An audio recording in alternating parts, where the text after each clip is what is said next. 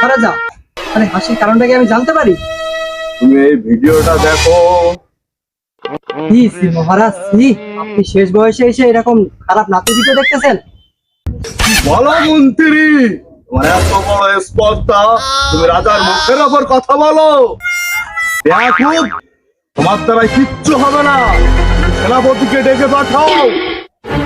সেনাপতি মশাই, রাজা মশাই আপনাকে ডেকে পাঠিয়েছেন, আপনি দ্রুত করে আসুন। আজ্ঞা করুন মহারাজ। সেনাপতি সাহেব, তুমি এই ভিডিওটা দেখো।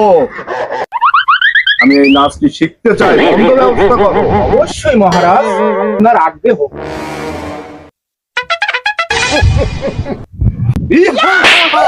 কি মজা, এবার ছাড়বো না।